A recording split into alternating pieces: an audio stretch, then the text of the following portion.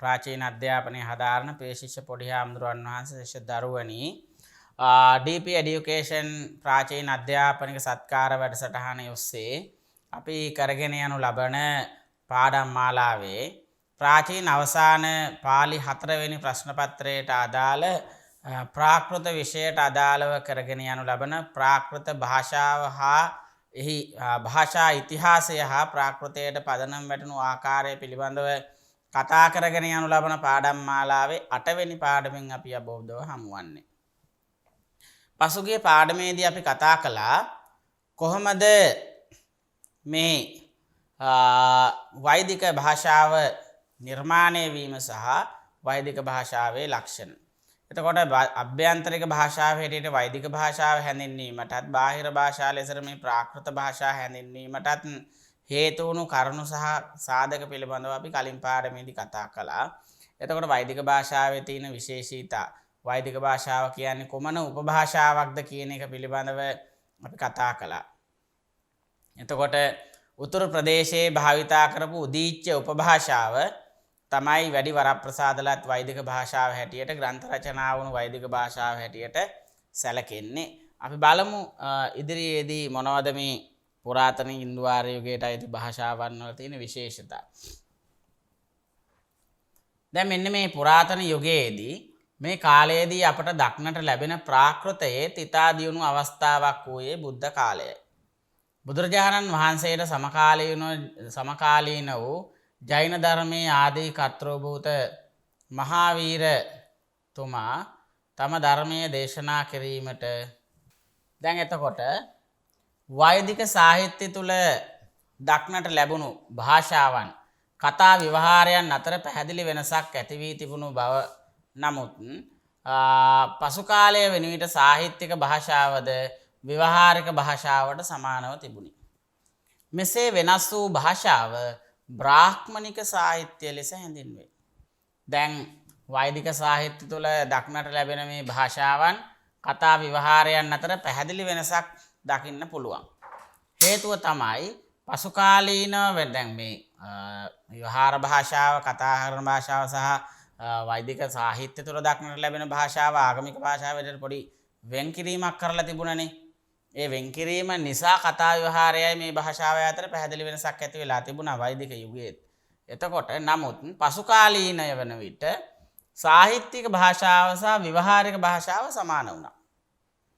සාහිත්‍යයේ ග්‍රන්ථ රචනා වෙච්ච භාෂාව සහ මේ විවහාරික භාෂාව අතරේ සමානතා දක්නට ලැබුණා.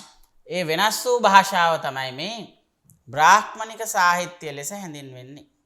ඒ වෙනස් වුණු භාෂාව තමයි බ්‍රාහ්මණික සාහිත්‍ය විදියට මෙතනදී හඳුන්වන්නේ. එතකොට ඒ කියන්නේ වෛදික ග්‍රන්ථ වලට අටුවා රචනා වෙනකොට සාහිත්‍යික භාෂාව විවහාර භාෂාව දෙකම සමාන වෙලා. එතකොට ඒ වෙනස් වුණු භාෂාව තමයි බ්‍රාහ්මණ භාෂාව හැටියට හැඳින්වෙන්නේ නැත්නම් බ්‍රාහ්මණික සාහිත්‍ය ලෙස හැඳින්වෙන්නේ. කියන්නේ එතකොට උපභාෂා ලක්ෂණ ගැබ්වීම තුළින් සාහිත්‍යික භාෂාව විවහාරික භාෂාව අතර ලොකු වෙනස්කම් දකින්නට ලැබෙන්නේ නැහැ.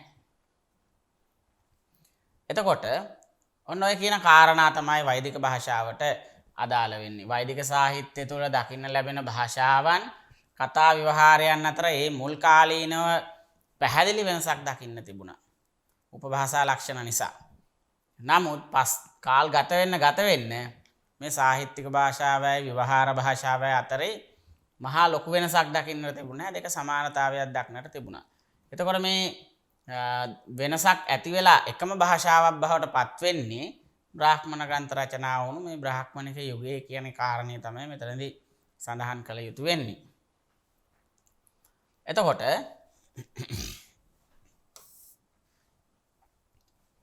දෙවනුව මේ ලෞකික සංස්කෘතය වෛදික ලෞකික සංස්කෘතය බ්‍රාහ්මණ සම්ප්‍රදායක මතයට අනුවම වෛදික සාහිත්‍යයෙන් පැවතගෙන ආ භාෂාව පාණිනී ආදී ව්‍යාකරණඥයන්ගේ යම් යම් සකස් කිරීම් වලට ලක් වූ කාව්‍ය සාහිත්‍යයට අදාළ භාෂාවයි. මෙම බ්‍රාහ්මණ මතය වර්තමාන වාග් විද්‍යාඥයන් විසින් පිළිගනු ලැබ ඇත. පූජ්‍යත්වයෙන් ආගමික කටයුතු සිදු කිරීම සඳහා භාවිතා කළ වෛදික සංස්කෘත භාෂාව අනාර්ය භාෂාවක් සමග මිශ්‍ර වීම වැළකීමටත් නූගත් ජනයා අතින් භාෂාව විනාශ වීමටත් එරෙහිව ඉහත කී ව්‍යාකරණඥයන් විසින් ක්‍රමවත් ලෙස මෙකී ලෞකික සංස්කෘතය සංස්කරණය කර තිබේ. මෙම භාෂාවේ පරිණාමය වැළැක්වීමට බ්‍රාහ්මණ පඬිවරු පද්‍ය පාඨ ප්‍රතිශාක්‍ය ශික්ෂා නිරුක්ති ආදී ව්‍යාකරණාංග බිහි කරමින් උත්සාහ දරා ඇත. දැන් මේ බමුණු පිරිස් වෛදික භාෂාව ආගමට විතරක් සීමා කරලා ඔවුන්ගේ බ්‍රාහ්මණික පරිශීලනය සඳහා නිර්මාණය කරගත්ත භාෂාවක්. ඒක හඳුන්වන්නේ ලෞකික සංස්කෘතය කියලා. එතකොට සාමාන්‍ය ජනතාව භාවිතා කරමි ලෞකික සංස්කෘතය ඇති වුණ යුගයේ ප්‍රාකෘත භාෂාව. එතකොට ලෞකික සංස්කෘතය බ්‍රාහ්මණ සම්ප්‍රදායික මතයට අනුවම වෛදික සාහිත්‍යයෙන් පැවතගෙන ආපු භාෂාව. කියන්නේ බ්‍රාහ්මණ සම්ප්‍රදායට ඒ බ්‍රාහ්මණ සම්ප්‍රදායේ මතයන්ට අනුවම මේ වෛදික සාහිත්‍ය තුළින් පැවතගෙන ආපු භාෂාව. ඒ භාෂාව තමයි මේ පාණිනී ආදී ව්‍යාකරණඥයින්ගේ යම් යම් සකස් කිරීම් වලට ලක්වුණු කාව්‍ය සාහිත්‍යයට අදාළ භාෂාව. එතකොට පාණිනී ආදී ව්‍යාකරණඥයෝ මේ සාම්ප්‍රදායික ආගමික භාෂාව වුණු වෛදික භාෂාව උපයෝගී කරගෙන ඒ භාෂාවෙම යම් යම් සිද්ධීන් වෙනස්කම් වලට ලක් කරලා කාව්‍ය සාහිත්‍යයට අදාළ වූ ලෞකික සංස්කෘතයක් බිහි කරනවා. මෙම බ්‍රාහ්මණ මතය වර්තමාන වාග් විද්‍යාඥයන් විසින් පිළි අරගෙන තියෙනවා. මොකක්ද? පූජ්‍යත්වයෙන් ආගමික කටයුතු සිදු කිරීම සඳහා භාවිතා කළ වෛදික සංස්කෘත භාෂාව. මේ ආගමික කෘති ග්‍රන්ථ රචනා වුණු වෛදික සංස්කෘත භාෂාව අනාර්ය භාෂාවක් සමග මිශ්‍ර වීම වැළැක්වීමට. ආගමික භාෂාව වෙනත් භාෂාවක් සමග මිශ්‍ර වීම වැළැක්වීම සඳහා ඒ වගේම නූගත් ජනයා අතින් භාෂාව විනාශ වීමටත් එරෙහිව ඉහත කීමේ පාණිනී පතංජලි ආදී ව්‍යාකරණඥයන් විසින් ක්‍රමවත් ලෙස බොහෝම ක්‍රමානුකූලව කාටවත් ඇඟිලි ගහන්න බැරි විදියට ලෞකික සංස්කෘතය නිර්මාණය කළා. බොහෝම සංවිධානාත්මකව කරපු වැඩක්. මෙම භාෂාවේ පරිණාමය වැළැක්වීමට බ්‍රාහ්මණ පඬිවරු පද්‍ය පාඨ ප්‍රතිශාක්‍ය ශික්ෂා නිරුක්ති ආදී ව්‍යාකරණාංග බිහි කරමින් උත්සාහ දරලා තිනවා. ඒ කියන්නේ ලෞකික සංස්කෘතය සංස්කරණය කරලා තියෙන්නේ ආය පරිණාමය වෙන්නේ නැහැ. ව්‍යාකරණය වහලා. ඒ කියන්නේ ව්‍යාකරණයට අවශ්‍ය සියලු අංග පද්‍ය පාඨ ප්‍රතිශාක්‍ය ශික්ෂා නිරුක්ති ඔය ආදී සියල්ල තුලින් මේ ලෞකික සංස්කෘතයත් මිශ්‍ර වීම වළක්වලා වර්තමානයේ ඒ තුලින් වචන විතරයි තියෙන්නේ. වචන අලුත් වචන එකතු කරලා දාන්න පුළුවන්. ඒ සංස්කෘත භාෂාවේ තියෙන වචන උපයෝගී කරගෙන අලුත් වචන එකතු කරගන්න පුළුවන්.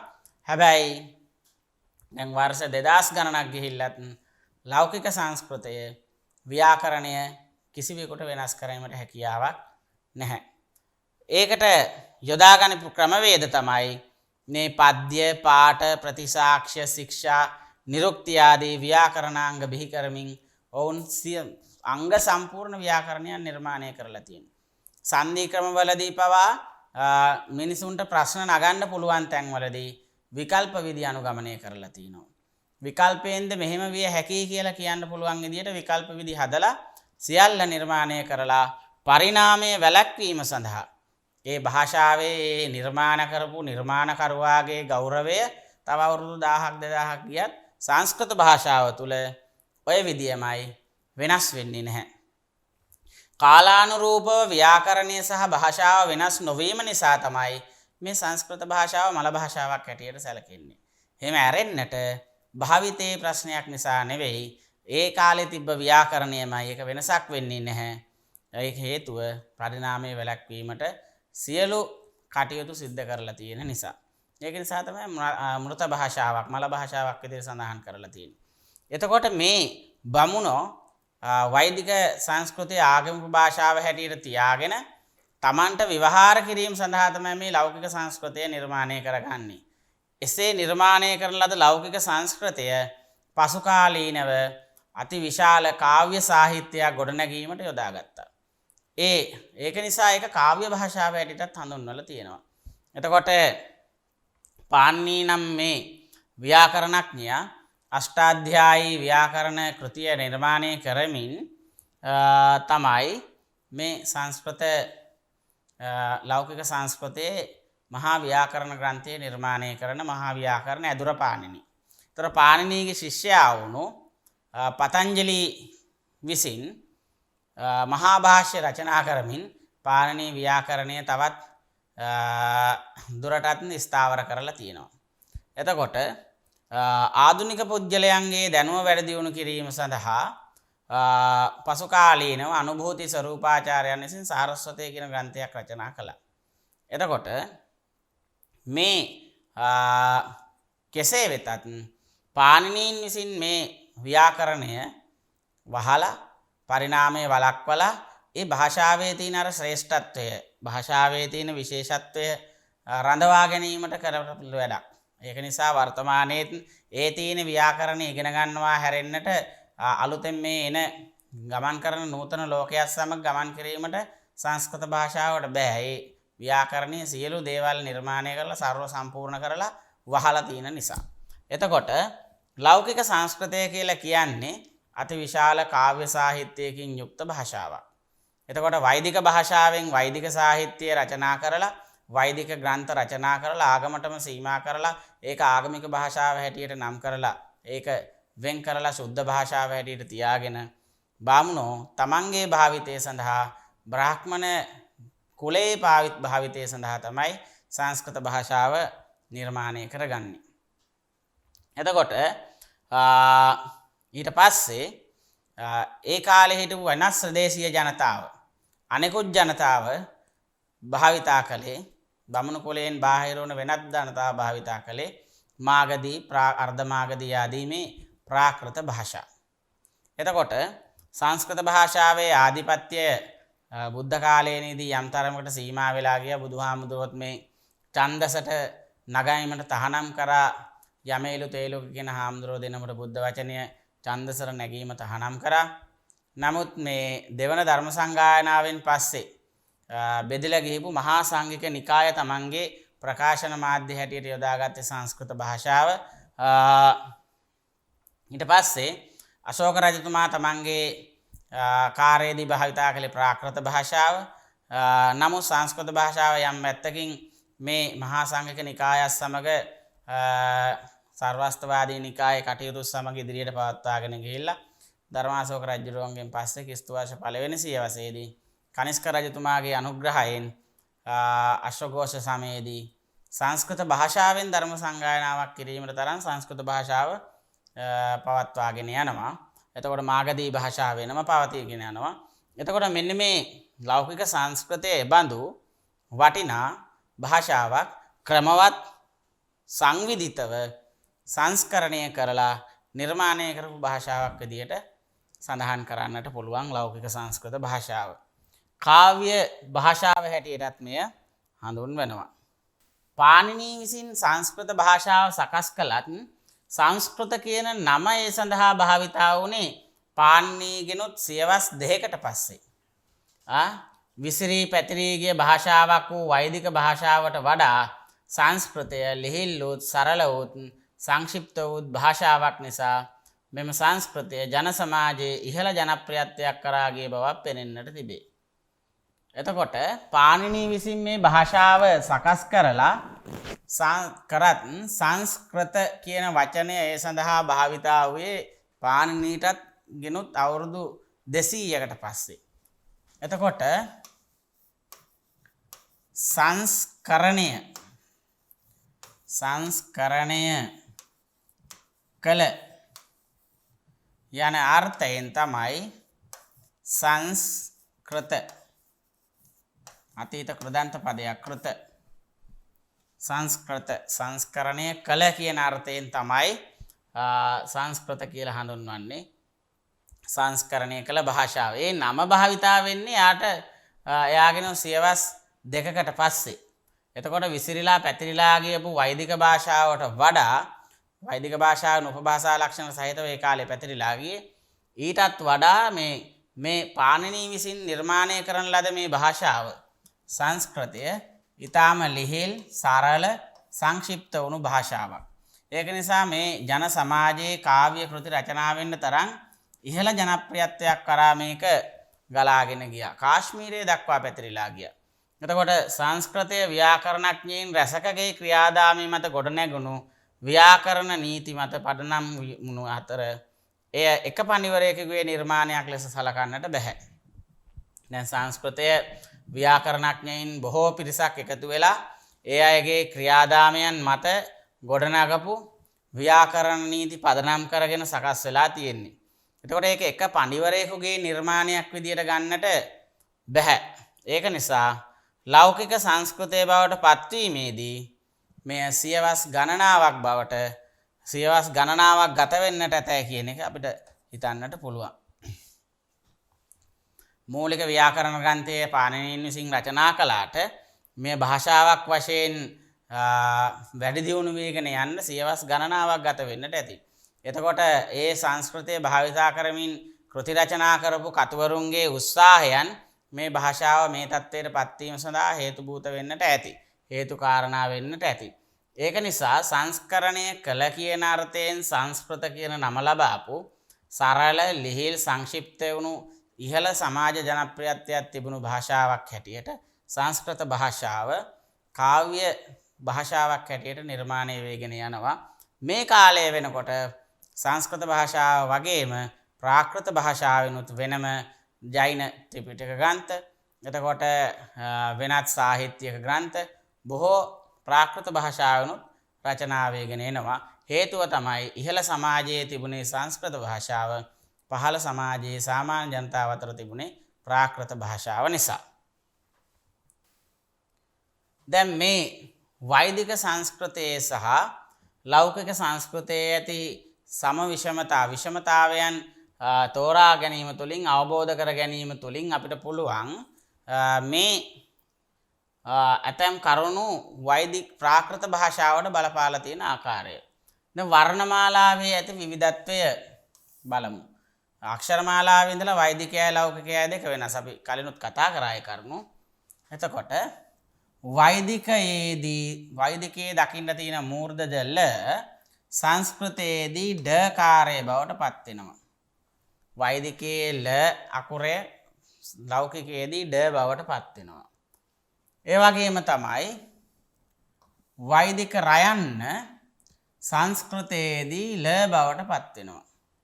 ප්‍රාකෘතයේදී ඇතැම් තැන්වලදී ර ල වෙලා තියෙනවා. ඒ වගේම තමයි වෛදිකයේ ඒ ඕ ශබ්ද දෙක ලෞකිකයේදී අයි අව් බවට පත් වෙනවා. වෛදික ඒ ඕ ශබ්ද දෙක ඒ ඕ සවුන්ඩ් එක මේකේ දීර්ඝ ශබ්දය අයි අව් බවට පත් වෙනවා ලෞකිකයේදී. එතකොට වර්ණමාලාවේ තියෙන විශේෂත්වය විවිධත්වය වෛදික මූර්ධජ ල සංස්කෘතයේදී ඩ බවට පත් වෙනවා. එතකොට වෛදික ර සංස්කෘතයේදී දන්තජ ල බවට පත් වෙනවා. වෛදිකයේ ඒ ඕ දෙක ලෞකිකයේදී අයි අව් බවට ශබ්ද කරලා තියෙනවා. එතකොට නිදර්ශනයේ විදියට ශ්‍රේෂ්ඨ ශයිෂ්ඨ වෙනවා. ඒ අයි වෙනවා. සෝම සෞම්‍ය වෙනවා. ඕ අව් වෙනවා. අන්න එහෙම ශබ්ද කරලා තියෙනවා. හැබැයි සංස්කෘතයේ ඇතැම් තැන්වලදී එහෙම වෙන්නේ නැහැ. එතකොට සංස්කෘතයේදී ඒ ඕ ශබ්ද දෙක භාවිතා කරන්නේ නැහැ. පදවල වෙනස්කම්. මෙතරදී යජ්ජු, දේවයු, වාජ්ජු වැනි වෛදික වචනවල දක්නට ලැබෙන මෙන්න මේ යු ප්‍රත්‍ය. යජ්ජු, දේවයු, වාජ්ජු වැනි වෛදික වචනවල දක්නට ලැබෙන මේ පදවල තියෙන මෙන්න මේ යු ප්‍රත්‍ය සංස්කෘතයේදී අභාවයට පත්වලා. කියන්නේ දකින්නට නැහැ සංස්කෘතයේදී. කලාතුරකින් මෙන්න මේ මන්යු, දස්යු වැනි වචන කිහිපයක් පමණක් හමු වෙනවා. එතකොට පදවල වෙනස්කම් යජ්ජු දේවයු වාජ්ජු කියන පදවල වෛදික වචනවල තියෙන යු ප්‍රත්‍ය සංස්කෘතයේදී අභාවයට ගිහිල්ලා තිනවා. කලාතුරකින් මන්්‍ය දස්ය වැනි වචන කිහිපයක් පමණක් හමු වෙනවා.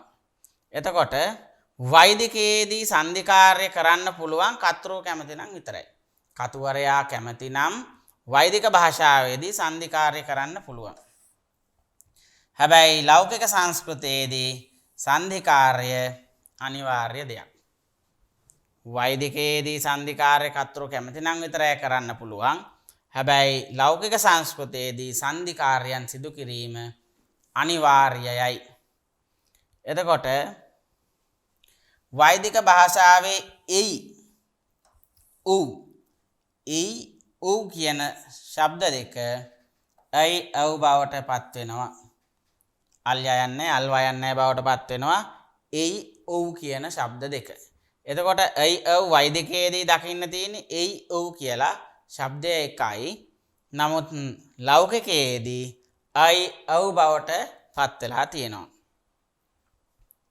එතකොට සමාස පද විවහාරය. සමාස පද විවහාර කිරීම වේදයෙහි බහුලව නැතත් සමාස පද වේදයේ බහුලව දකින්න නැහැ. හැබැයි සංස්කෘතයෙහි සමාස බහුලභාවයක් දකින්න පුළුවන්.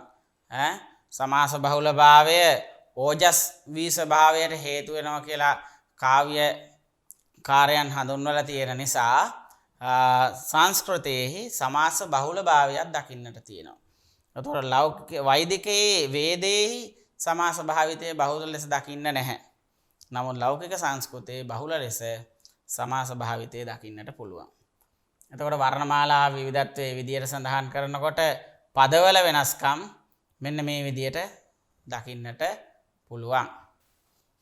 නාම වර්ණගීම් ලෞකික සංස්කෘත ප්‍රත්‍ය අඩුවීම හා ක්‍රමවත්ව අලුත් වී ඇත. දැන් නාම වර්ණගීමේදී ලෞකික සංස්කෘතයේ ප්‍රත්‍ය අඩු වෙලා ක්‍රමවත් වෙලා අලුත් වෙලා තියෙනවා. වෛදිකයට වඩා ප්‍රත්‍ය අඩුයි.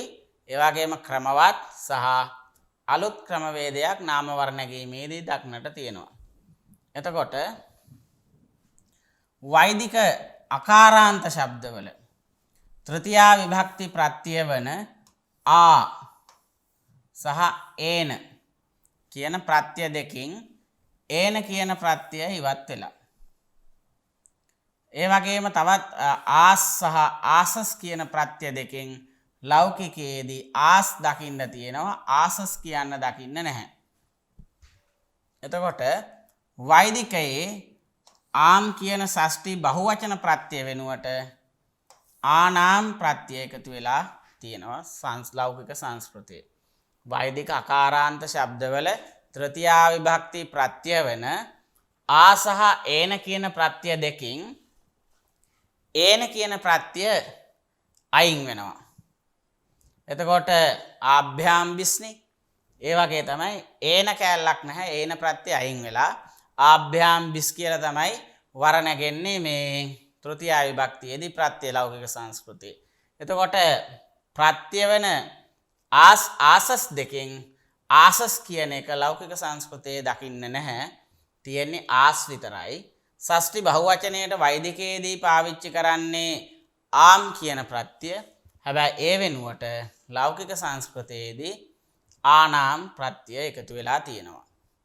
එතකොට ඉකාරාන්ත උකාරාන්ත ශබ්ද වර්ණගීමේදී ක්‍රම ගණනෙන් අඩු වෙලා අලුත් ක්‍රම භාවිතා කරලා තියෙනවා.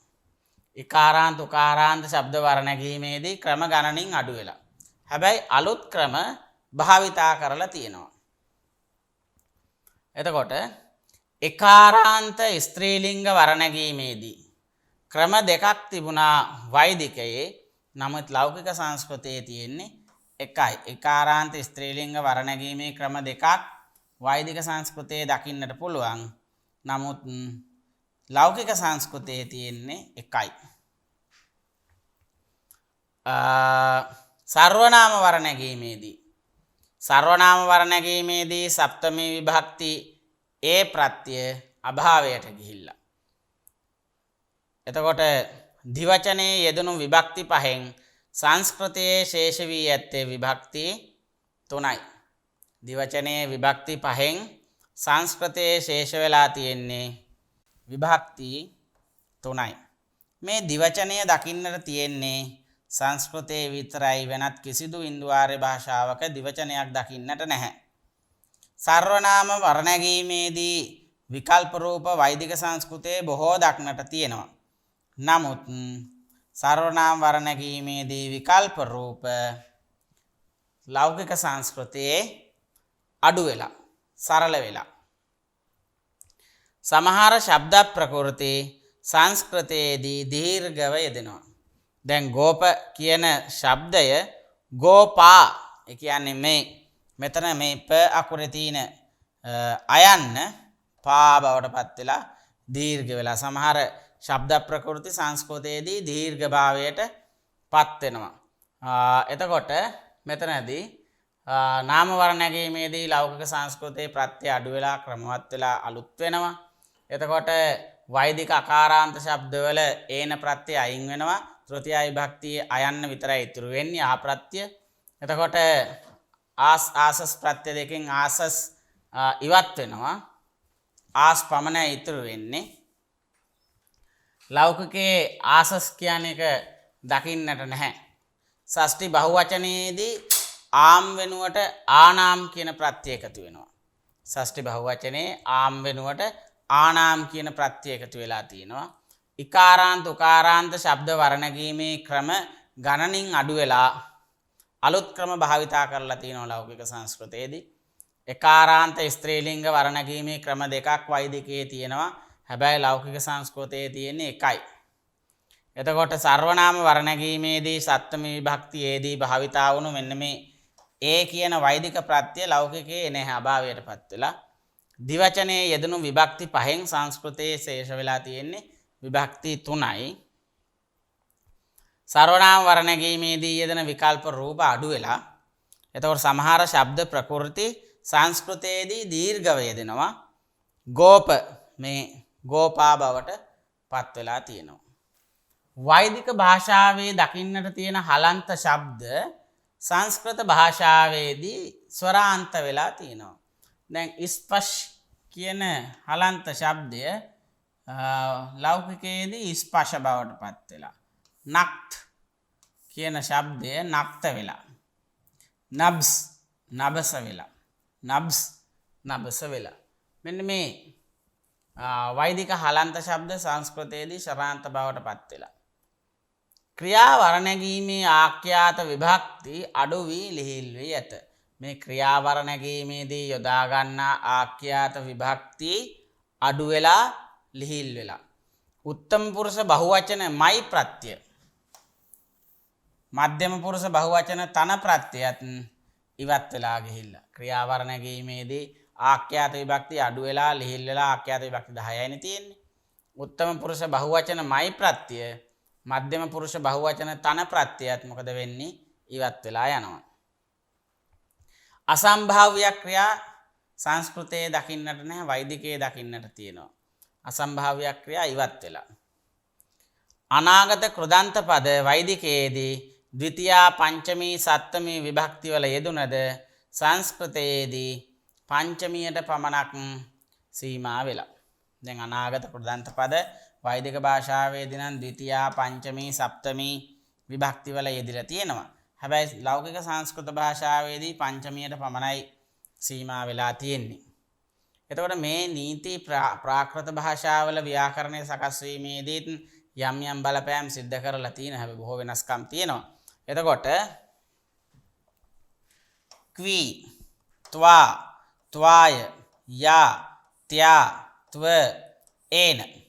ක්වී ත්වා ත්වාය යා ත්‍යා ත්ව ඒන කියන අතීත කෘදන්ත පද නිපාත පද සෑදෙන ප්‍රත්‍ය අතීත දැන් මේ ක්වී ත්වා ත්වාය යා ත්‍යා ත්ව ඒන කියන මේ අතීත කෘදන්ත නිපාත පද සෑදෙන ප්‍රත්‍ය සංස්කෘතයේ ඉතිරි වෙලා නැහැ. ඉහත ප්‍රත්‍ය වෙනුවට සංස්කෘතයේදී කිසිදු ප්‍රත්‍යක් දැනට දකින්නට නැහැ. කර්මකාරක අතීත කෘදන්ත පදය අතීත කාල ආඛ්‍යාතයෙහි යෙදিলা තියෙනවා ලෞකික සංස්කෘතියේ. කර්මකාරක අතීත කෘදන්ත පදය අතීත කාල ආඛ්‍යාතයෙහි යෙදিলা තියෙනවා. ලෞකික සංස්කෘතියේ සුද්ධාඛ්‍යාත භාවිතය අඩුයි. එතකොට ඒ තැන කෘදන්තවලට හිමි වෙලා තියෙනවා. සුද්ධාඛ්‍යාතවලට හිමි වුණු තැන කෘදන්තවලට හිමි වෙලා තියෙනවා ලෞකික සංස්කෘතිය. එතකොට මෙතනදී මේ වෛදිකයේ ලෞකිකයේ තියෙන සුවිශේෂීතා අපි කතා කරේ. වෛදික හලන්ත ශබ්ද සංස්කෘතයේදී ස්වරාන්ත වෙලා ස්පර්ශ වෙනවා, නක්ත වෙනවා, නබ්ස වෙනවා. එතකොට ක්‍රියාවර නැගීමේදී ආඛ්‍යාත විභක්ති අඩු වෙනවා. ආඛ්‍යාත විභක්ති 10යි තියෙන්නේ. එතකොට වෛදිකයේ ලේට් ලකාරයක් තියෙනව නේද? නමුත් ලෞකික සංස්කෘතයේ ලේට් ලකාරය භාවිතා වෙන්නේ නැහැ. එතකොට උත්තම පුරුෂ බහුවචන මයි ප්‍රත්‍ය, මධ්‍යම පුරුෂ බහුවචන තන ප්‍රත්‍යයත් ඉවත් වෙනවා. අසම්භාව්‍ය ක්‍රියා ලෞකික සංස්කෘතියේ දකින්න නැහැ. අනාගත කෘදන්ත පද වෛදිකයේදී ද්විතියා පංචමී සප්තමී විභක්ති වල යෙදුනත් සංස්කෘතයේදී ඒක පංචමියට පමණක් සීමා වෙනවා. ක්වි ත්වා ත්වාය යා ත්‍යා ත්ව එන කියන අතීත කෘදන්ත නිපාත පද කිසිම දෙයක් සංස්කෘතයේ දකින්නට නැහැ. වෛදිකයේ දකින්නට තියෙනවා, ලෞකික සංස්කෘතයේව දකින්නට නැහැ. ඒ ප්‍රත්‍ය වෙනුවට දාපු ප්‍රත්‍යයක්වත් සංස්කෘත භාෂාවේ දකින්නට නැහැ. කර්මකාරක අතීත කෘදන්ත පදය වෛදික කර්මකාරක අතීත කෘදන්ත පදය අතීත කාල ආඛ්‍යාතයේ යොදාගෙන තිනවා ලෞකික සංස්කෘතයේදී. සුද්ධාඛ්‍යාත භාවිතය අඩු වෙලා ඒ තැන කෘදන්තවලට හිමි වෙලා තිනවා. මෙන්න මේ භාෂා දෙක අතරේ තියෙන වෙනස්කම්. වෛදික සංස්කෘතයේ උපකාරක ක්‍රියා සහ පරනිපාත බහුලව භාවිතා වී ඇත. ලෞකික සංස්කෘතයේ උපකාරක ක්‍රියාපද සහ පරනිපාත භාවිතය අඩුයි. එතකොට වාක්‍ය නිර්මාණයේදී පද ගැලපීමේ නිදහස ලෞකික සංස්කෘතයේදී අඩු වී ඇත. දැන් වාක්‍ය නිර්මාණය කිරීමේදී පද ගැලපීම සඳහා දීලා තියෙන නිදහස ලෞකික සංස්කෘතයේදී අඩුයි. මොකද ව්‍යාකරණයට අනුවම කරන්න ඕනේ නිසා. එතකොට වෛදික සංස්කෘතයේදී උපසර්ගය වාක්‍යයක සියලු තැන යෙදෙනවා. වෛදික සංස්කෘත භාෂාවේදී උපසර්ගය වාක්‍යයක ඕනෑ තැනක යොදන්නට පුළුවන්. හැබැයි ලෞකික සංස්කෘතයේදී ධාතුවකට මුලින් පමණක් යොදන්නේ. උපසර්ගයන ධාත්වර්ථෝ කියනවා නේද? ධාතුවේ අර්ථයට බලපෑම් කරන නිසා ධාතුවකට මුලින් පමණයි උපසර්ගය යොදාගන්නේ. මේ ඉන්දු යුරෝපීය භාෂාවල තිබුණු ලක්ෂණයක්. මේ කාරණය ඉන්දු යුරෝපීය භාෂාවල තිබුණු ලක්ෂණයක් ඇටියට සඳහන් කරන්නට පුළුවන්. ලෞකික සංස්කෘතයේ උදාත්ත, අනුදාත්ත, ස්වරිත, උදාත්ත, අනුදාත්ත, ස්වරිත නමින් හැඳින්වුණු මේ ඓතිහාසික ව්‍යාකරණ උච්චාරණ භේදවලට අයිති කොටසක්. එතකොට මේ උච්චාරණ භේදය ලෞකික සංස්කෘතයේ භාවිතයට අයින් වෙලා ගිහිල්ලා. වෛදික භාෂාවේ පැමිණි වචන වලින් 120ක් පමණ සංස්කෘතයේහි අභාවයට ගිහිල්ලා. කියන්නේ වෛදික භාෂාවේ වචන බොහෝමයක් සංස්කෘතයේදී අරගෙන නැහැ. ඒවා හලලා 120ක් විතර තමයි අරගෙන තියෙන්නේ. එතකොට මෙතනදී මේ වෛදික සංස්කෘතයේ උපකාරක ක්‍රියා සහ පරනිපාත පද බහුලව භාවිතා වෙලා තියෙනවා. එතකොට වාක්‍ය නිර්මාණයේදී පද ගැලපීමේ නිදහස ලෞකික සංස්කෘතයේදී අඩු වෙලා ගිහිල්ලා. එතකොට වෛදික සංස්කෘතයේදී උපසර්ගය වාක්‍යයක ඕනෑම තැනක යොදන්නට පුළුවන්. හැබැයි සංස්කෘතයේදී ධාතුවකට මුලින් පමණයි ඒක යෙදෙන්නේ.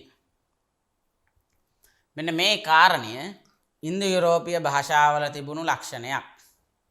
එතකොට ලෞකික සංස්කෘතයේදී මේ උදාත්ත, අනුදාත්ත, ස්වරිත නමින් හැඳින්වුණු මේ උච්චාරණ බෙහෙදයන් භාවිතයේ නැහැ. භාවිතයෙන් ඉවත් වෙලා. එතකොට වෛදික වචන වලින්ම 120ක් ලෞකික සංස්කෘතයට අරගෙන නැහැ, හලලා. ඊට අමතරව සමාන වචනවල අර්ථය වෙනස් වීම දකින්න පුළුවන්. දැන් වෛදික භාෂාවෙන් අසුර කියන්නේ දෙවියන්ට. හැබැයි ලෞකික භාෂාවෙන් අසුර කියන්නේ යක්ෂයින්ට. වෛදික භාෂාවෙන් අරි කියන්නේ හිතවතාට, විශ්වාසවන්ත කෙනාට. හැබැයි ලෞකික භාෂාවෙන් අරි කියන්නේ සතුරට. එතකොට වෛදික භාෂාවෙන් රජස් කියන්නේ ඉඩ ප්‍රමාණය හංගවන්නේ. මේ ඉඩ ප්‍රමාණය රජස්. හැබැයි ලෞකික භාෂාවේ රජස් කියන්නේ දුහවිලි වලට. එතකොට ෆල්ගු කියන්නේ වෛදික භාෂාවෙන් රතු පාටට, ෆල්ගු කියන්නේ ලෞකික භාෂාවෙන් හිස් කියන අර්ථය. එතකොට අසුර, සුරය අසුරනේ. අසුර කියන වචනේ ඒ කාලේ වෛදික භාෂාවේදී දෙවියෝ. හැබැයි අසුර ලෞකික භාෂාවේ යක්ෂයෝ. අරි කියන්නේ හිතවතා, විශ්වාසවන්ත කෙනා වෛදික භාෂාවේ. හැබැයි අරි කියන ශබ්දයෙන් හඳුන්වන්නේ ලෞකික භාෂාවේදී සතුරා. රජස් කියන්නේ ඉඩ ප්‍රමාණය මේට වෛදික භාෂාවේ, ලෞකික භාෂාවේ රජස් කියන්නේ දූවිලි වලට. ෆල්ගු කියන්නේ රතු පාටට වෛදික භාෂාවේ, ලෞකික භාෂාවේ ෆල්ගු කියන්නේ හිස් කියන අර්ථයෙන්. එතකොට අපි බලමු වෛදිකයේ දැන් වෛදික භාෂාවේ වචන 120ක් විතර හරලා තිනවනේ ලෞකික සංස්කෘතයේදී. හැබැයි නැති වෙච්ච වචන වෙනුවට අලුත් වචන එකතු කරලා තියෙනවා. ඒ නැති වුණු වචන වෙනුවට අලුත් වචන එකතු කරලා තියෙනවා. පැරණි භාෂාවේ, වෛදික භාෂාවේ ධාතු වලට ප්‍රත්‍ය එකතු කිරීමෙන් පද නිපදවාගෙන තියෙනවා.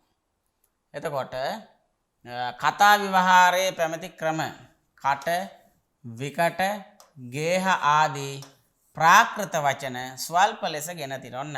ප්‍රාකෘත භාෂාවලින් වචන මේ ස්වල්ප වශයෙන් අරගෙන තිනවා ලෞකික සංස්කෘතිය. කියන්නේ ප්‍රාකෘත භාෂාව ලෞකික සංස්කෘතිය නිර්මාණය කරනකොට ප්‍රාකෘත භාෂා පැවතිලා තියෙනවා. හේතුව තමයි වෛදික භාෂාව මධ්‍ය දේශයේදී පවා බමුණන්ට සීමා වෙනකොට අවට වටේ හිටපු අනාර්ය ජනතාව භාවිතා කරලා තියෙන ප්‍රාකෘත භාෂානේ. එතකොට ලෞකික සංස්කෘතිය නිර්මාණය කිරීමේදී ප්‍රාකෘත භාෂාවල වචන ස්වල්ප වශයෙන් අරගෙන තියෙනවා. ඒතර ප්‍රාකෘත භාෂාව සංස්කෘත භාෂාවට වඩා පැරණි භාවයක් දකින්නට තියෙනවා. එතකොට ඊට අමතරව ද්‍රාවිඩ ගණය කියලා කියන්නේ ඉන්දියාවට ආර්ය වෙනකොටත් පාවිච්චි කරපු භාෂා ගණයක්. එතකොට ද්‍රාවිඩ ගණයට ද්‍රාවිඩ භාෂා ගණයට අයිති මේ මයුර, කම්බිල, කේල, කාල, චන්ද්‍ර, අක්කා, අම්මා වගේ පද සිය ගණනක් ලෞකික සංස්කෘතියට එකතු වෙලා තියෙනවා. කියන්නේ කතා විවහාරයේ පැවති මේ ක්‍රමවලින් කට, විකට, ගේහ ආදී ප්‍රාකෘත වචන සල්ප වශයෙන් තමයි අරගෙන තියෙනවා. සල්ප වශයෙන් අරන් තියෙනවා. ද්‍රවිඩ ගණයට ගැනෙන මයුර, කිම්බිල, කේල, කාල, චන්ද්‍ර, අක්කා, අම්මා වගේ පද සිය ගණනක් ලෞකික සංස්කෘතියට එකතු වෙලා තියෙනවා. එතකොට ඕස්ට්‍රියාවේ භාෂාවන්, ඕස්ට්‍රියාවේ භාවිත භාෂාවන්ගෙන් මෙන්න මේ ලාංගුල, තාංගුල, ලිංග වැනි වචන සංස්කෘත භාෂාවට අරගෙන තිනවා. එතකොට වචන පමණයි ව්‍යාකරණ ලක්ෂණ අරන්නේ. ව්‍යාකරණය සංවිධිතව සකස් කරපු එකක් නිසා. එතකොට ඕස්ට්‍රියානු භාෂාවන් ගෙනොත් මේ ලාංගුල, තාංගුල, ලිංග වගේ වචන අරගෙන තියෙනවා. එතකොට අරාබි, යුරෝපීය, ග්‍රීක්, චීන. අරාබි, යුරෝපීය, ග්‍රීක්, චීන ආදී භාෂාවලින් ගත් වචන ප්‍රභවය සෙවිය නොහැකි වචනත් රාශියක් සංස්කෘත භාෂාවේ විද්‍යමාන වෙනවා. ප්‍රභවය හොයන්න බෑ. හැබැයි බැලුවාම මේ අරාබි, යුරෝපීය, ග්‍රීක, චීන ආදී භාෂාවලට මේ වලින් ගනිපු වචන. එතකොට මේ වගේ වචන රාශියක් සංස්කෘත භාෂාවේ විද්‍යමාන වෙනවා. ලෞකික සංස්කෘතයේ කෘතිම ලක්ෂණ බහුලයි. කෘතිමව නිර්මාණය කරපු භාෂාවක්නේ. එතකොට වෛදික සංස්කෘතියේ ස්වභාවික ලක්ෂණ තමයි බහුලව තියෙන්නේ. ඒ කියන්නේ ස්වභාවිකව පරිණාමය වුණු ලක්ෂණ තමයි වෛදික භාෂාවේ දකින්නට තියෙන්නේ. හැබැයි ලෞකික සංස්කෘත භාෂාවේ තියෙන්නේ මේ කෘතිම ලක්ෂණ තමයි දකින්න තියෙන්නේ. මෙතනදී මේ දෙක අතරේ පරස්පරතාව බලාගෙන යනකොට නැති වෙච්ච වචන වෙනුවට දැන් 120ක් විතර වචන හැලුණා කියනවනේ. ඒ වෙනට අලුත් වචන එකතු කරගෙන සමකාලීන භාෂා සමයාන්තර ඔය සියල්ල උපයෝගී කරගෙන ඒ තුලින් අරගෙන තියෙනවා. පැරණි භාෂාවේ ධාතු වලට තමයි ප්‍රත්‍ය එකතු කරලා පද නිපදවාගෙන තියෙන්නේ ලෞකික සංස්කෘතියේ. වෛදික සංස්කෘතියේ පැමිණි ධාතු අරගෙන ඒවට ප්‍රත්‍ය එකතු කරලා තමයි පද නිර්මාණය කරගත්තේ ලෞකික සංස්කෘතියේ. කතා ව්‍යවහාරයේ පැවති කට විකට ගේහ ආදී ප්‍රාකෘත වචන සල්ප වශයෙන් අරගෙන තිනවා. මොකද සාමාන්‍ය ජනතාව ව්‍යවහාර කරපු භාෂාවනේ ප්‍රාකෘත. එතකොට ඒ වචන සල්ප වශයෙන් අරගෙන තියෙනවා. එතකොට ද්‍රවිඩ ගණයට අයිතියයි සැලකෙන මේ මයුර, කම්බිල, කේලකාල, චන්ද්‍ර, අක්කා, අම්මා වගේ පද 100 ගණනක් ලෞකික සංස්කෘතියට එකතු කරගෙන තියෙනවා. ඕස්ට්‍රියාවේ භාෂාවන්ගෙන් ලාංගුල, තාංගුල, ලිංග වගේ වචන අරගෙන තියෙනවා. ඕස්ට්‍රියානු භාෂාවල් වලින් ප්‍රභවය සොයවිය නොහැකි, කොහෙන් ආවද, කොහොම ගත්තද, කොහොම ප්‍රභවය වුණාද කියලා සෙවිය නොහැකි අරාබි, යුරෝප, ග්‍රීක, චීන ආදී භාෂාවලින් ගනිපු වචන රාශියක් සංස්කෘත භාෂාවේ විද්‍යමාන වෙනවා දකින්නට තියෙනවා. එතකොට කෘතිමව නිර්මාණය කරපු සංස්කරණය කරපු භාෂාවක්නේ ලෞකික සංස්කෘතිය. එතකොට ඒකේ කෘතිම ලක්ෂණ කොහොමත් වැඩි. එතකොට ස්වභාවික ලක්ෂණ බහුල වෙන්නේ වෛදික භාෂාවේ. මෙන්න මේවා මේ භාෂා දෙක අතර තියෙන සුවිශේෂීතා. මධ්‍යතන ඉන්දු ආර්ය භාෂාව. දැන් පුරාතන යුගයේ ඉන්දු ආර්ය භාෂාව පිළිබඳව අපි කතා කරා. දැන් මධ්‍යතන ඉන්දු ආර්ය භාෂාව ක්‍රිස්තු පූර්ව 600 සිට ක්‍රිස්තු වර්ෂ 1000 දක්වා වසර 1600ක කාලය තුල පරිණාමය සිදු වුණු භාෂා ප්‍රාකෘත යුගය. මධ්‍යතන ප්‍රාකෘත යුගයේ හැටියට තමයි සැලකෙන්නේ. පුරාතන ඉන්දු ආර්ය භාෂා වෛදික බ්‍රාහ්මණ වැනි ආගමික සාහිත්‍ය කෘතිවල යම්තාක් භාවිත වූ අතර වඩා උගතුන්ගේ පරිශීලනයේ පැවති නිසා විශාල ලෙස විපර්යාසවලට ලක් වූ බව පෙනෙන්නට නැත. දැන් පුරාතන ඉන්දු ආර්ය භාෂාව වෙච්ච උදීච්ච, ප්‍රතිච්ච ඔය ආදී භාෂා සහ වෛදික භාෂාවන් දකින්නට ලැබුණේ මේ වෛදික සහ බ්‍රාහ්මණ වැනි ආගමික සාහිත්‍ය කෘතිවල යම් තරමකින් භාවිතා වෙලා තිබුණා. හැබැයි වඩාත් උගතුන්ගේ පරිශීලනයේ පැවතුණු නිසා විශාල වශයෙන් විපර්යාසවලට ලක්වුණු භාවයක් නම් මේ වාගේ පෙනෙන්නට නැහැ. හැබැයි පසු කාලය වෙනකොට සාමාන්‍ය ජනතාව අතරට ගලා ගිය ඉන්දු ආර්ය භාෂා විවහාරය මත විශාල ලෙස පරිණාමය වී විපර්යාස රාශියක් ඇතිවිය. හැබැයි මේ කාලය ගත වෙන්න සාමාන්‍ය ජනතාව අතරට ගලාගෙන යනවා මේ වෛදික භාෂාව. ඒ ගලාගෙන ගියාම ඉන්දු ආර්ය භාෂාවන් විවහාර කරන අනිකුත් පිරිස් අතරට ගලාගෙන යාම නිසා මේ භාෂාව විශාල ලෙස පරිණාමයට පත් වෙලා විපර්යාස වෙනස්කම් රාශියක් ඇති වෙනවා මේ වෛදික භාෂාවේ. මුලදී වෛදික සංස්කෘතයත් ලෞකික සංස්කෘතයත් අතර තරංගයක් දකින්න ලැබෙනවා. මුල් කාලයේදී දැන් මේ වෛදික භාෂාව බමුණොන්ට සීමා කරගෙන ආගමික භාෂාව හැටියට තීරණය කළාට පස්සේ මේ ලෞකික සංස්කෘතිය නිර්මාණය වීම සමග මේ භාෂා දෙක අතර තරංගයක් ඇති වෙනවා. විවහාර තරංගයක්. නමුත් පසු කාලීනව ජනතාව අතර ප්‍රචලිත වුණු ප්‍රාකෘත විශේෂයන්, ප්‍රාකෘත භාෂා හා මාගදී හා අර්ධ මාගදී භාෂා දෙකත් සංස්කෘතය සමග තරංග වැදිලා තියෙනවා. මොකද සාමාන්‍ය ජනතාවනේ වැඩි, බ්‍රාහ්මණිකයෝනේ අඩු.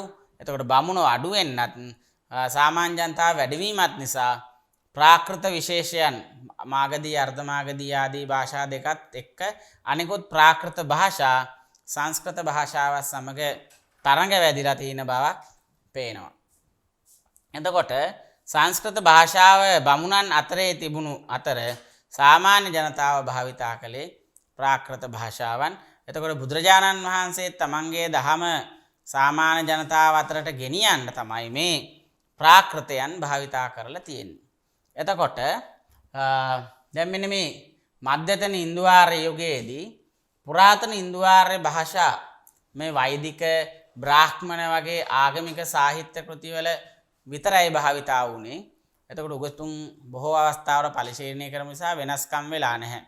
හැබැයි කාලය ගත වීමත් සමග සාමාන්‍ය ජනතාව අතරට ගලාගෙන යන්න උපභාෂා ලක්ෂණ වැද ගැනීම නිසා මේ භාෂාව විශාල ලෙස පරිණාමය වෙලා විපර්යාසයන්ට ලක් වුණා.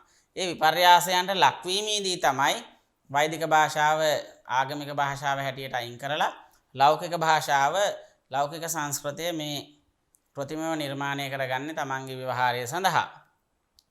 ඒ කොහොම වුණත් මේ වෛදික ලෞකික දෙක අතරේ තරංගයක් ඇති වෙනවා.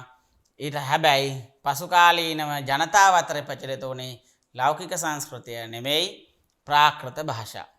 ඒකට හේතුවක් වෙන්නට ඇති ජෛන ආගම සහ බෞද්ධ දර්ශනය අදහපු අනුගමනය කරපු බොහෝ පිරිසක් ඉන්න හිටියා. ඒ බුදුරජාණන් වහන්සේගේ අනුගාමිකයෝ ලක්ෂ ගණනක් කෝටි ගණනක් හිටියා ඉන්දියාවේ. එතකොට ඒ අය මාගධී භාෂාව තමන්ගේ භාෂාව හැටියට යොදාගත්ත සාමාන්‍ය ජනතාවනේ. එතකොට මාගධී අර්ධමාගධී කියන භාෂා දෙකත් සංස්කෘතයත් නමක තරංග වැදිලා හරියට ජනතාව අතරේ ප්‍රචලිත භාවයකට පත් වෙලා තියෙනවා. එතකොට සංස්කෘත භාෂාව බමුණන්ට පමණක් සීමා වෙනකොට සමස්ත සාමාන්‍ය ජනතාව අතරම පැතිරිලා යන්නේ ප්‍රාකෘත භාෂාව. ඒකට ප්‍රබල සංස්කෘතයට ප්‍රබල පහරක් එල්ල වෙනවා. මුළු ඉන්දියාවම දිග්විජය කරපු ಭಾರತයම දිග්විජය කරපු ධර්මාශෝක අධිරාජ්‍යයා තමන්ගේ භාෂාව හැටියට භාවිතා කරන්නේ සාමාන්‍ය ජනතාව සියලු ජනතාව මගේ දරුවෝ කියන මතයෙන් කටයුතු කරා කියන්නේ. එතකොට සාමාන්‍ය ජනතාව භාවිතා කරපු ප්‍රාකෘත භාෂාව තමයි තමන්ගේ රාජ්‍ය භාෂාව හැටියට භාවිතා කරන්නේ අශෝක රජතුමා. ඔහුගේ ප්‍රාකෘත භාෂාව අශෝක ප්‍රාකෘතය කියලා වෙනම හඳුන්වලා තියෙනවා. එතකොට සංස්කෘත භාෂාව අතර මේ සංස්කෘත භාෂාව වෛදිකය ලෞකික සංස්කෘතිය සහ ප්‍රාකෘත භාෂා අතර ඇති වුණු තරඟය ඉතා විශාල වශයෙන් මේ භාෂාවන්හි ප්‍රගමනය සහ ප්‍රබෝධයත් සමග වැඩ දියුණු වෙමින් පැවතුණු බව අපිට මෙතනදී මේ මධ්‍යතන යුගයේදී ඇති වුණු මේ භාෂා ප්‍රබෝධයත් සමග අපිට ඒක සඳහන් කරන්නට පුළුවන්. ඒතකොට මධ්‍යතන ඉන්දුආර යුගය කියලා කියන්නේ භාෂාවන්හි බොහෝ ප්‍රබෝධයක් ඇති වුණු යුගයක් හැටියට සඳහන් කරන්නට පුළුවන්. ඒ වගේම විශාල කෘති ප්‍රමාණයක් රචනා වුණු යුගයක්.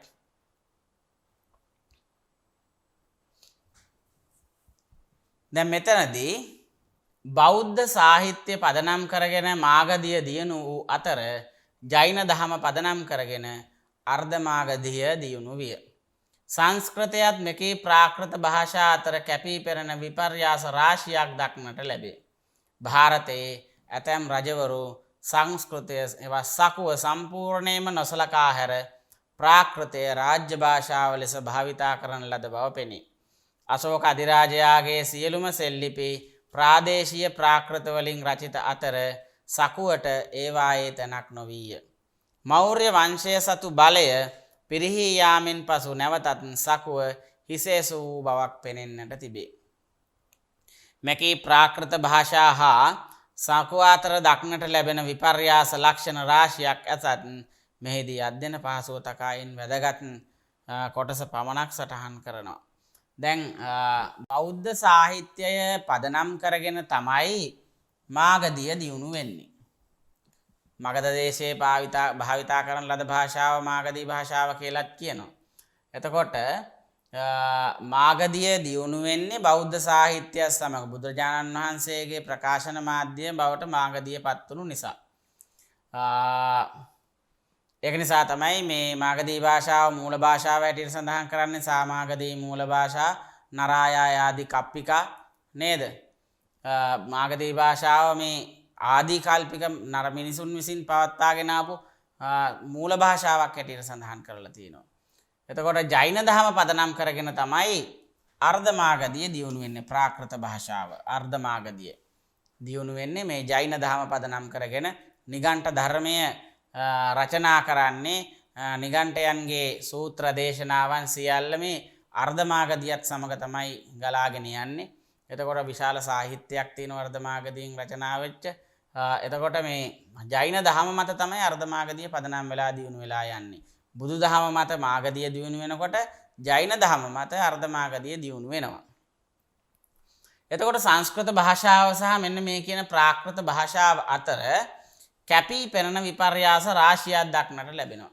සංස්කෘත භාෂාවයි ප්‍රාකෘත භාෂාවනුයි බොහෝ තැන්වලදී කැපී පෙනෙන ලෙස වෙනස්කම් දක්වනවා. ಭಾರತයේ ඇතැම් රජවරු බොහෝ රජවරු ಭಾರತයේ සංස්කෘතය සම්පූර්ණයෙන්ම නොසලකා හැරියා. සංස්කෘතයට කිසිම තැනක් ලැබුණේ නැහැ. එතකොට ප්‍රාකෘතය රාජ්‍ය භාෂාව ලෙස භාවිතා කරා. එතකොට ප්‍රවරසේන රජතුමා, අශෝක රජුරෝ මේ වගේ අය මේ ප්‍රාකෘතය රාජ්‍ය භාෂාව විදියට භාවිතා කරලා තියෙනවා. එතකොට අශෝක අධිරාජයාගේ සියලුම සෙල්ලිපි ප්‍රාදේශීය ප්‍රාකෘත වලින් රචනා කරපු ඒවා. එතකොට දැන් මේ නිර්දිෂ්ඨ ග්‍රන්ථවලත් අශෝක සෙල්ලිපි තියෙනවනේ, අශෝක ශිලාලේඛන දෙකක් නිර්දේශ කරලා තියෙනවා. ඒතකොට අපි ඉදිරියේදී පාඩම් මාලාවලදී අපි කතා කරනවා. එතකොට මේ අශෝක අධිරාජයාගේ සියලුම සෙල්ලිපි ප්‍රාදේශීය ප්‍රාකෘත. ඒ කියන්නේ යම්කිසි ප්‍රදේශයක සෙල්ලිපියක් රචනා කරනවා නම් ඒ ප්‍රදේශයේ ජනතාවගේ භාෂාවෙන් තමයි රචනා කළේ. ප්‍රාකෘත වලින්. එතකොට ඒ වාගේ සංස්කෘතයේ තැනක් තියා අඩුම එකදු සංස්කෘත වචනයක්වත් දකින්නට නැහැ.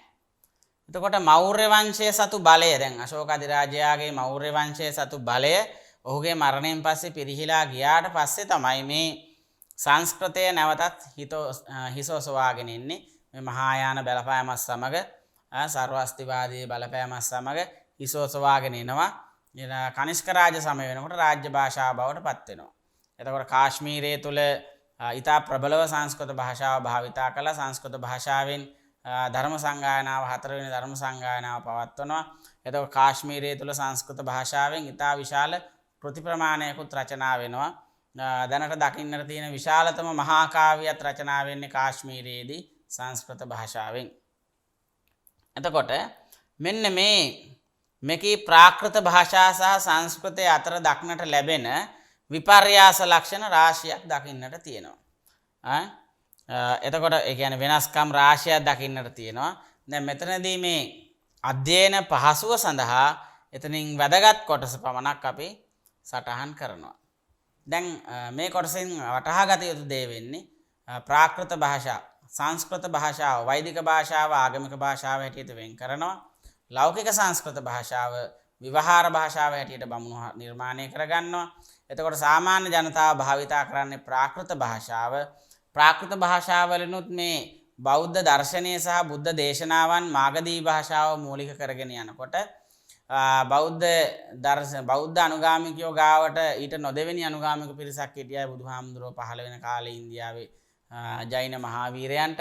එතකොට ජෛන මහාවීරයන්ගේ ජෛන දහම පදනම් කරගෙන අර්ධමාගධිය දියුණු වෙමින් පැවතෙනවා. එතකොට සංස්කෘත භාෂාවයි ප්‍රාකෘත භාෂාවයි අතර කැපී පෙනෙන වෙනස්කම් දකින්නට තියෙනවා. කැපී පෙනෙන විපර්යාස රාශියක් දකින්නට තියෙනවා.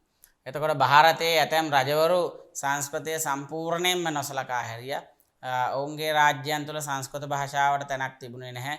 ඔවුන් රාජ්‍ය භාෂාව බවට පත් කරගන්නවා මේ ප්‍රාකෘතය. එතකොට එහෙම පත් කරගෙන භාවිතා කරනවා. සෙල්ලිපි පවා ප්‍රාකෘතයෙන් රචනා කරන්නේ අශෝක රජුරෝ මුළු ඉන්දියාවම දිග්විජය කරලා ජයග්‍රහණය කරලා සමස්ත ඉන්දියාවේ එකම අධිරාජයා විදියට කටයුතු කරපු අශෝක රජතුමා සියලුම සෙල්ලිපි ප්‍රාකෘත වලින් රචනා කරන්නේ සාමාන්‍ය ජනතාවට වටහා ගැනීමේ පහසුව සඳහා. ඔහු භාවිතා කරන ලද ප්‍රාකෘතය අශෝක ප්‍රාකෘතය හැටියට සඳහන් වෙනවා. මතපල වෙනවා වර්තමානයේ හින්දි භාෂාව. මේ අශෝක ප්‍රාකෘතය හෝ මහාරාෂ්ට්‍රීය ප්‍රාකෘතයේ වර්තමාන පරිණාමය කියලා. එතකොට ඒ සෙල්ලිපි වල හෝ ඒ කාලේ රචනා වෙච්ච කෘති තුල පවා සංස්කෘත භාෂාවට තැනක් තිබුණේ නැහැ. අශෝක රජුරුවන්ගේ අභාවයත් සමග තමයි මෞර්ය වංශයේ බලය ටික ටික පිරිහිලා යන්නේ. ඊට පස්සේ දෙවන ධර්ම සංගායනාවේදී විශාල මහනුවරදී මහා සංඝික නිකාය බිඳලා වෙන් වෙලා එයාලා තමන්ගේ ප්‍රකාශන මාධ්‍ය හැටියට සංස්කෘත භාෂාව යොදාගෙන මේ සර්වාස්තිවාදී නිකාය ඒකට ඔවුන්ගේ ප්‍රකාශන මාධ්‍ය වෙන්නේ සංස්කෘත. එතකොට බොහෝ තර්ක අපි සංස්කෘත තර්ක න්‍යාය ග්‍රන්ථ බෞද්ධ න්‍යාය ග්‍රන්ථ පවා රචනා වෙන්නේ සංස්කෘත භාෂාවෙන් එම කාරණේ නිසා. එතකොට ක්‍රිස්තු වර්ෂ පළවෙනි සියවස වෙනකොට සංස්කෘතය ඉහළට එසවීගෙන ගිහිල්ලා ප්‍රථම සංස්කෘත මහා කාව්‍ය රචනා වෙනවා අශ්වඝෝෂ හාමුදුරුවෝ අතින්. ඒ වෙනකොට කාශ්මීරයේ පාලනය කරන්නේ ඉන්දියාවත් සමගම කනිෂ්ක අධිරාජයා. ඉතින් කනිෂ්ක අධිරාජයා හතරවෙනි ධර්ම සංගායනාව සිදු කරන්නේ සංස්කෘත භාෂාවෙන්. එතකොට මේ සංස්කෘත සහ ප්‍රාකෘත භාෂා සලකලා බැලුවාම මේ දෙක අතරේ කැපී පෙනෙන වෙනස්කම් තියෙනවා. සමානතාවක් තියෙනවා වෙනස්කමුත් තියෙනවා. එතකොට මධ්‍යතන ඉන්දුආර්ය යුගයේදී තමයි මේ ප්‍රාකෘත සහ සංස්කෘත භාෂා දෙක ඉස්මතු වෙලා නැගගෙන ඇවිල්ලා මේ කාව්‍යාත්මක වශයෙන් සහ ව්‍යවහාරික වශයෙන් සාමාන්‍ය ජනතාවට භාවිතා කිරීමට අවස්ථාව ලැබෙන්නේ. එතකොට මේ ප්‍රාකෘත භාෂා සහ සංස්කෘත භාෂා අතර විපර්යාස ලක්ෂණ බොහෝ දකින්නට තියෙනවා. අපි මෙතනින් එහාට ඒ විපර්යාස ලක්ෂණ වලින් වෙනස්කම් වලින් අපි වැදගත් කොටස පමණක් අපි සටහන් කරනවා. ඉතින් ඒක නිසා 9 වෙනි පාඩමින් අපි සංස්කෘත ප්‍රාකෘත භාෂා අතර තියෙන මේ විෂමතා ලක්ෂණ පිළිබඳව කතා කරමින් අපි 9 වෙනි පාඩමෙන් හමු වෙමු. එතෙක් සියලු දෙනාටම දරුවන් සරණ ප්‍රාර්ථනා කරමු. සබ්බදානං ධම්මදානං ජිනාති. සියලු දානයන්ට වඩා ධර්ම දානය උතුම් වන්නේය යන උතුම් බුදු වදන පසක් කරමින් ප්‍රාචීන අධ්‍යාපනය ලබන සුවහසක් හාමුදුරුවන් වහන්සේලාගේ මෙහෙණින් වහන්සේලාගේ සහ දුවාදරුවන්ගේ දහම් ඇස විවර කරමින් සම්බුද්ධ ශාසනයේ චිරස්ථිතිය උදෙසා ධම්මික ෆ්‍රසිලා පෙරේරා පදනම මගින් සිදු කෙරෙන මහංගු සමාජ සත්කාරයයි ඩීපී ප්‍රාචීන අධ්‍යාපනය